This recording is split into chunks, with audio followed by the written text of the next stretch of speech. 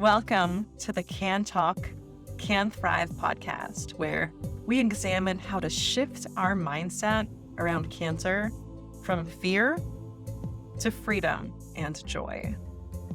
Join me and my guests as we explore reclaiming, reframing, and renaming cancer. Today, I introduce my ideas for renaming cancer. My name is Elisa Audo-Beliov, and I am a joyologist and holistic cancer coach. I help people step out of fear and into joy. I'm not a medical doctor. I have a PhD in transformation, and my mission is transforming our current cancer paradigm, how we talk about and think about cancer, as well as helping to make our environment safer so we can conquer cancer and thrive. And I believe there are many ways of doing both of those. So thank you for joining me and hopefully taking on this mission as well. I recently gave a TEDx talk about how Pac-Man can conquer cancer. In it, I introduced my personal journey with cancer as both a thriver, diagnosed in my early 40s with an incurable type of non-Hodgkin's lymphoma, and as the spouse of someone who also survived cancer. And then I turned to the main topic of the talk, which was the term cancer and how I believe it is an archaic, nonsensical word that is left over from, can you believe it, Hippocrates' time. So more about that talk soon, but for now, why is this important and why should anyone care? A word is just a word, right? A rose by any other name would smell as sweet. My dad has always reminded me that the mind is very easily tricked by saying, don't think of an elephant. And of course, you think of an elephant immediately, right? There's a theory that we are only able to successfully hold one thought in our head at a time. So if that thought is about being sick or having an illness, then our energy is directed to the sickness, and we are not able to comprehend the possibility of having health and healing at the same time. So every time we think and say the word cancer, we are reinforcing the disease and moving further away from what it is we actually want, which is being healthy and not having cancer. Our thoughts are like the capital of our minds, and we choose how we want to spend that capital. Do we spend it on the sickness or on the healing?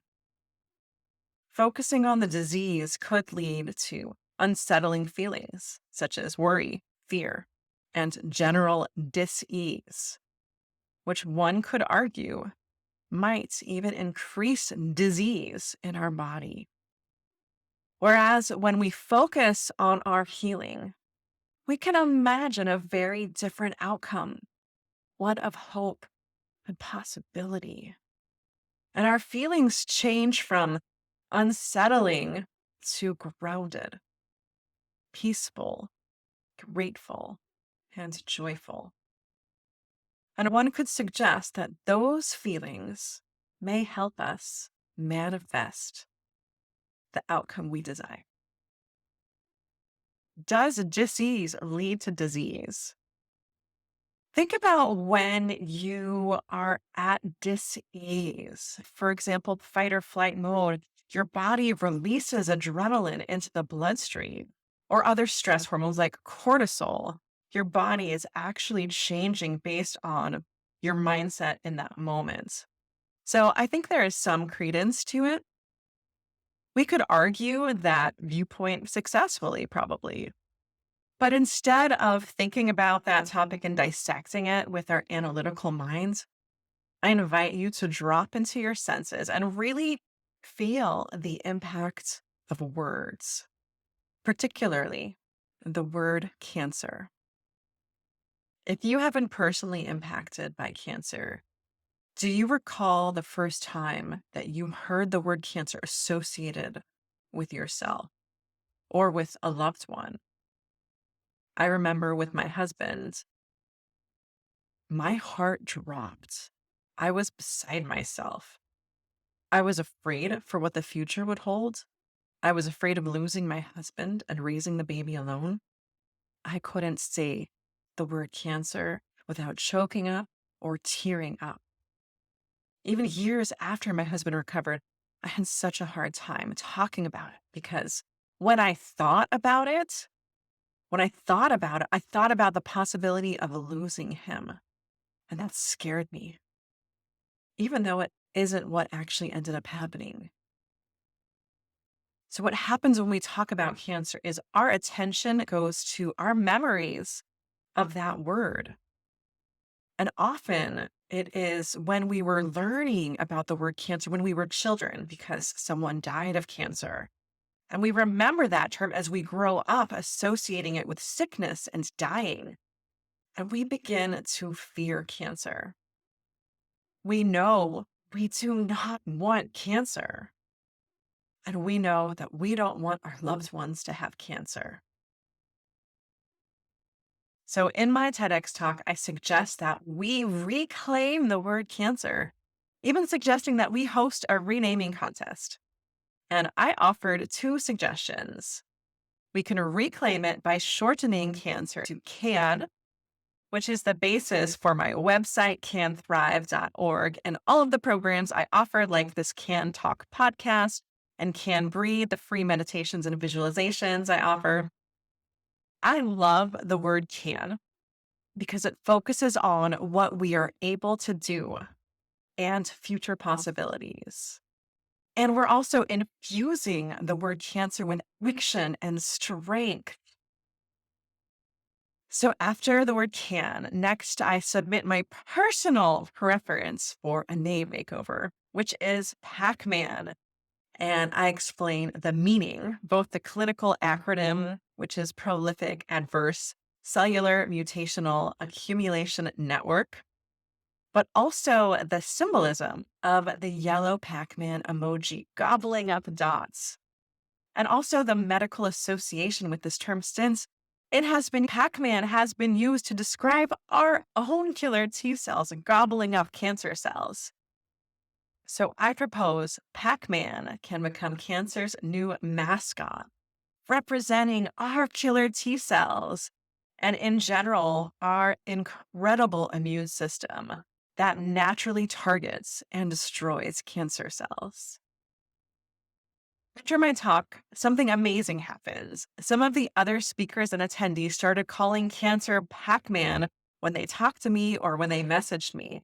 And immediately I noticed how my brain evoked images of my killer T cells doing their Pac-Man thing, vigilantly patrolling my body and gobbling up anything that doesn't belong, like cancer cells, which is what I want to be healthy and healing with a strong immune system. Whereas when I or someone else says the word cancer, my attention seems to be automatically directed to the nefarious disease multiplying in my body, which is what I don't want. I don't want to have this. I don't want to think about this. And yet, I'm constantly being reminded of this and giving energy to this through my language. So let's drop into your body again. Where does your focus go when someone says, "Hey, how are your cancer treatments going?" Where is your focus? How are you feeling? Are you thinking about cancer or about the healing treatment side of the equation? Now imagine you are talking to someone who has listened to this podcast and they ask you, "Hey, how is your Pac-Man treatment going?" Okay, so it sounds more like something a 6-year-old would ask, but what is your reply? Did you smile? Did you think of your killer T cells? Or did you think of the disease? We've all heard popular saying, Where your attention goes, energy flows. So what we focus on multiplies. And there's another popular saying as well: what you resist persists. You may have even heard the story of when Mother Teresa was asked if she would attend an anti war protest. She responded, "When you have a peace rally, I'll be there." So shifting the focus from what you don't want, anti war, don't want war, to what you do want, peace. I will go to a peace rally. Instead of focusing on cancer, that's what I don't want, to focusing on health and healing, that is what I do want. Saying and then thinking about Pac-Man didn't cause me to think of the acronym, but of the mascots in my body working hard for me. I thought about what I could do to help my Pac-Man and how I can nourish them, give thanks to them. And who knows if this thinking and appreciating and nourishing will actually increase the amounts or effectiveness of them. But my mind switched from thinking of the bad to thinking of the good. And how can this change other areas of my life? How can this change? How can this improve the quality of my life? Focusing on healing and not the disease. Now, some may think it would belittle or even lessen the severity of a grave disease to name it something as silly, childish, playful as Pac-Man. But that's exactly what you don't have dealing with cancer. The magic, the lightheartedness, it seems stripped away. For parents who are navigating cancer, who have young children, we continue to create magical moments for our kids. A world filled with tooth fairies, secret holiday gifts, silly songs and stories, painting with fingers, and running through sprinklers. But we don't give that gift of whimsy to ourselves at what might possibly be the most critical time in our lives, when we are the most scared and dejected. We need laughter and fantasy and childhood wonder, like magical mops that clean our kitchen on their own. And we don't have that available to us at a time when we need miracles more than anything else. And miracles happen every day, like rainbows. I saw 3 rainbows today.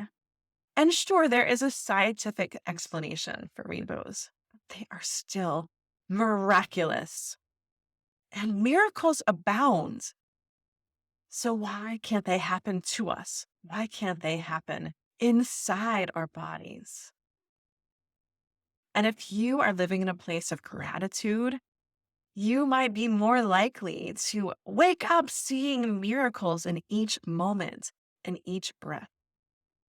Let's live in a world of magic. Let's focus on our healing, our Pac-Man cells. Let's thrive.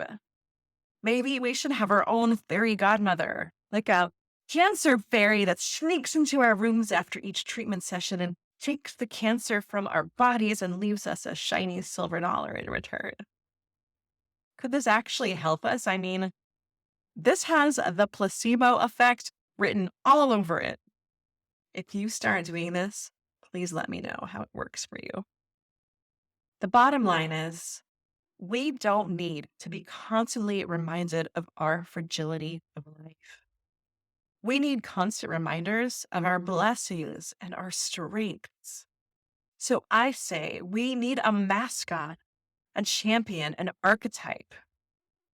Sure, we have the warrior, the fighter, but that is a war we are waging inside of ourselves against parts of ourselves, and we can lose.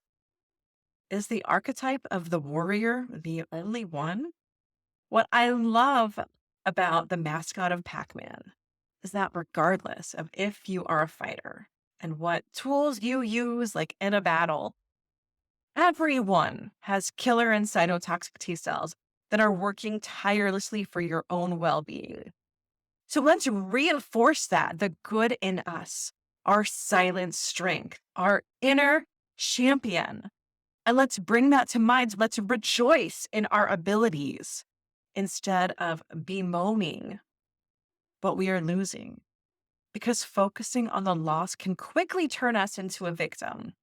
And we want to be the hero.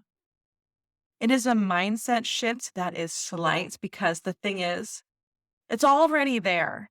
It's just a matter of seeing it, of believing it, of spotlighting it. And perhaps in so doing, we are able to write a new story, not one of fear and destruction, but of creation and possibilities and how to become our own champion. The next podcast will really dive into the topic of a victim versus hero. So please stay tuned. In the meantime, I encourage you to try to stop saying and even thinking the word cancer, because I truly believe that this word subconsciously brings with it a dark cloud of doom. I suggest you create your own term, an empowering term that brings to mind your body's healing ability. And of course, I invite you to use Pac-Man or can. And if you find a great term that works for you, please share it with me in the comment section. Now, let's take a few minutes to ground our bodies in this idea with a visualization. I offer an uplifting, free 15-minute healing Pac-Man visualization on my website, canthrive.org. But here is a quick mini version. Sit comfortably and close your eyes. Take a few deep breaths and thank yourself for taking a few moments out of your day to focus on your health and healing.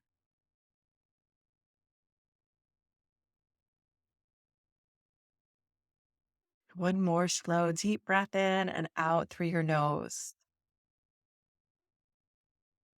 Now imagine there is a radio dial in front of you. You turn the dial until you hear a song that makes you feel strong, excited, happy. Basically, a high vibe song that elevates your frequency. Once you are settled on the song, you can feel your body vibrate with the music. Your body might even start to move or sway. Maybe you lift your shoulders with the beats. Imagine the area of your body that you're focusing on healing, enjoying the music like a party's taking place inside your body. Oh, yeah, your body's relaxing now, feeling good, feeling light.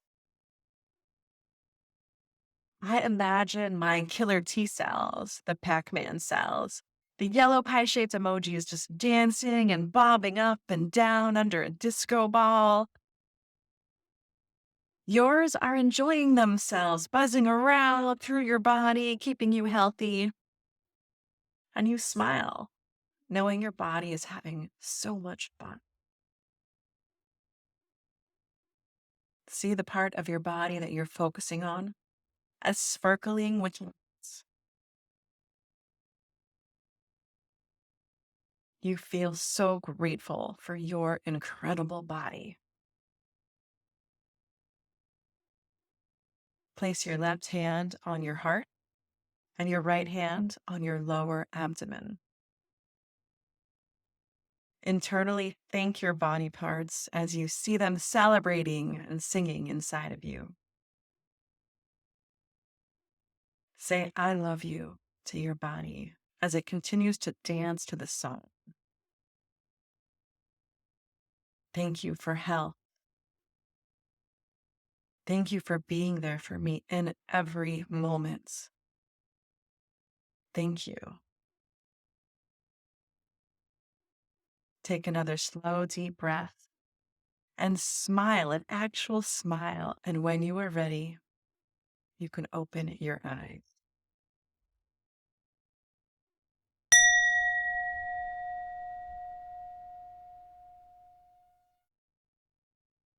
Please check out the full Pac-Man meditation and others on canthrive.org. Sending you so much love and healing on your journey. And thank you for letting me be part of it.